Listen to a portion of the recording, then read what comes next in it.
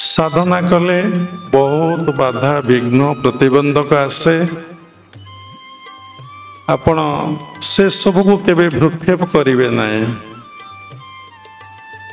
आपण साधना करुचंती प्रकृति कबलरू मुक्ति लाभ पाए, जार जन्म जन्मांतर संस्कार संचित अच्छे।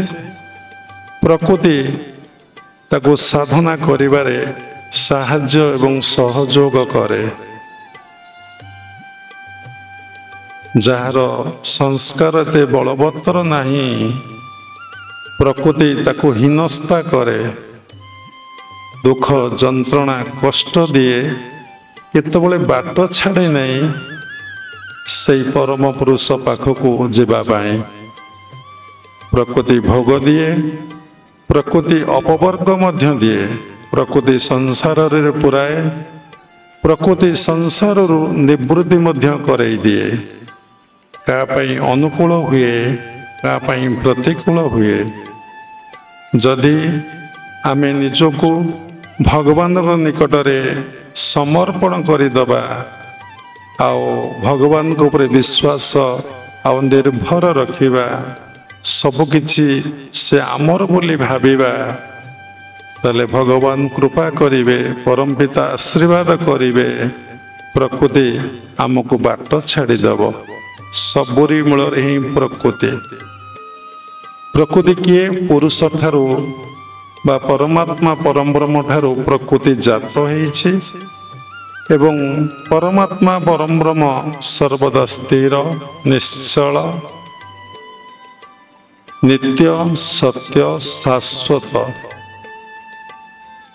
प्रकृति तांको ठारू जात है, हमको सुख दुख भल मंद सबकिछि देउचे। साधना करे प्रकृति, साधना रे सहयोग करे प्रकृति। प्रकृति निवृत्ति होइले आपण परमात्मा परम ब्रह्म को दर्शन उपलब्धि करि परिबे। तेणु साधना करंतु, निज भितर आत्मसत्ता को उपलब्धि अनुभव करंतु, आत्मज्ञान अधिकारी हुंतु।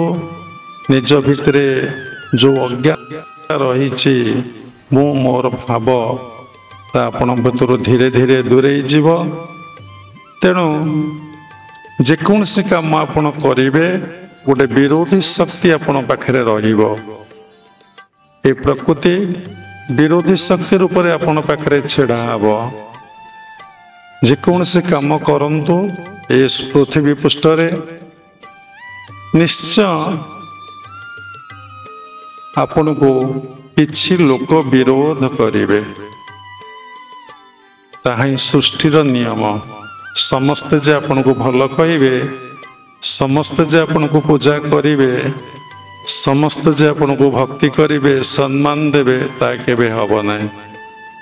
ताहाई ईश्वरंकर इच्छा। ईश्वरंकर इच्छा बा ईश्वरंकर जो लीला ताकू बुझिबा बा जानिमा एते सहज नुहे। भागवत रे लेखा अछि, लीला विद्युत कलेवर देव मानवे अगोचर। भगवान को लीला को बुझिबा एते सहज नुहे, जाको देवता माने मध्य बुझी पारंती नाही। तेणु विरोध किछि करिवे, आपण कोथरे विचलित हेबे नहीं, कोथरे व्यस्त हेबे नहीं। से परमात्मा परम ब्रह्म को पाखरे बा भगवान पाखरे निजको समर्पण करि देइथिबे। आउ सबो तुमे सबो तुमे सबो तुमे सबो तुमे आपण भाबुथेबे। किंतु गोटे कथा चिंता करिवार अछि,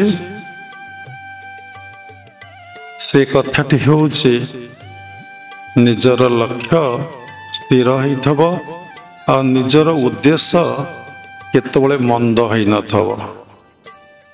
निजर उद्देश्य सबुबेले सत हवा दरकार। सचिंता करुथेबे, सचिंता अर्थ से ईश्वर को चिंता करिवे। सत् कार्य से ईश्वर को पित्यार्थे कर्म करिवे।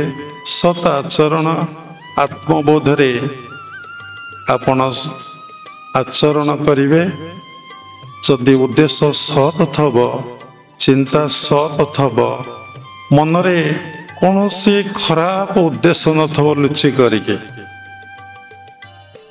ताहले कौनसी शक्ति आपणकर किछि क्षति करि परिबो नाही।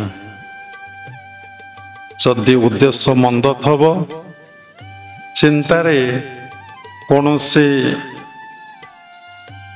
पाप रही थब बा महत भावना नथिब लक्ष्य महान नथब सेठी भगवान